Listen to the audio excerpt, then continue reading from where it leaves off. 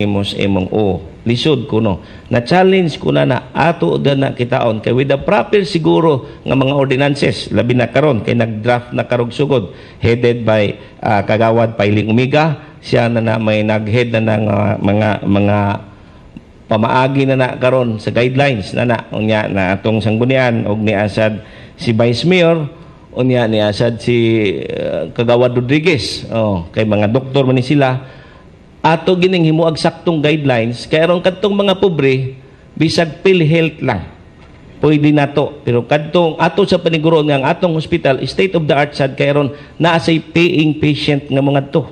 Kinsa maning paying patient kanang mga mubabayaray ba kay unya unsaon man nato pagpa-come here kinahanglan nindot sa datong hospital na atay equipment, na atay saktong laboratory, na atay saktong mga operating room, na atay facilities nga sakto. Mao ni nga mga kaigsuonan, despite of all odds kay kini gipugong-pugungan ko ni didto sa Manila, ako yung naistorya si Secretary Ona, unfortunately karon na nagitay permit to construct, natagaan na kita.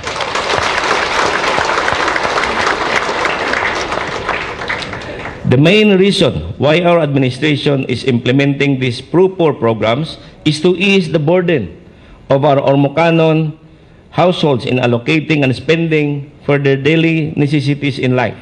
As such, providing them with quality, accessible, and affordable health care and other basic services will surely prevent the depletion of their household income so they can afford to enjoy a healthy and happy way of life.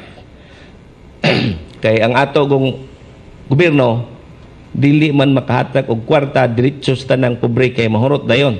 Ato lang paniguroon ngang ilang expenses supposedly like mamasakit sila, instead mo palit sila atong tabangan nga minimal na lang ang ilang magasto. So ang instead nga ilang igasto sa ilang healthcare, ila pang mapalit og lain, palit ba nilang sudan or unsa pay gamitan nila. This is exactly the reason why we are strongly opposing the proposed power rate increase of LIECO 5 by 77 centavos per kilowatt hour because we believe that it will only add greater economic burden to all electric consumers. For LIECO 5, however, to realize its plans and programs of capital expansion, we have suggested and even manifested during the public hearing held at the LIECO compound with the Energy Regulatory Commission officials a strategy that is doable, reasonable, and will not heavily burden the general public. Di na to kalikay nga kita nagtubo ang mga population. Ato mga anak managko magnegosyo, ang uban maghimog bikiri, ang uban maghimo tanan og laundry shop, ang uban maghimo galingan. So nagtikadako ang requirement nato sa power. So ang ato sang cooperative ang LIECO naniguro sila pangitag paagi pag-andam ni inidaan nga demand. Kaya ang man sila ngadto na sila mangandam kung naa na gid ang demand sa tubangan. So nangita sila og kwarta, mao na ilang gipangita 1 billion for their expansion. Karon ang ilang first nadto is mag-increase ta og 77 centavos.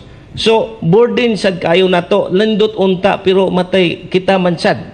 Akong ni-suggest ang city government, akong gingnan, naaman ka mo'y income sa usa ka tuig kay ang ila ding income sa usa ka tuig or every month di ay ila day nang iuli ra nato nga wa galing ta kay baw ginganlan na nila og patronage credit dili patronage refund.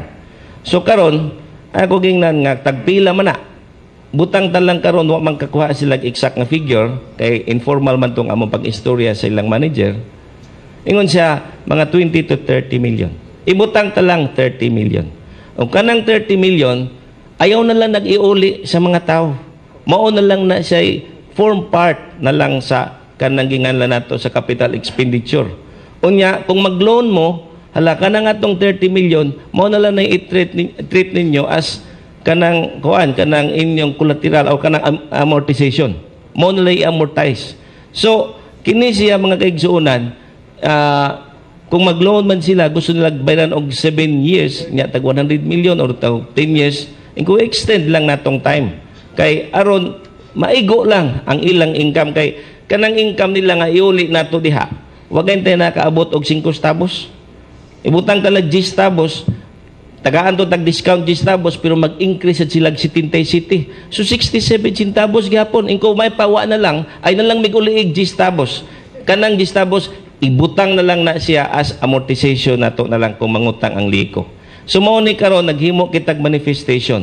So I hope nga kini siya ang liko 5 sad mura og aminabli. Aminabli kay na nga ang income dili na lang iuli sa mga tao kundi mao na lang ang ilang himuon, mo form part na lang siya sa capital expenditure.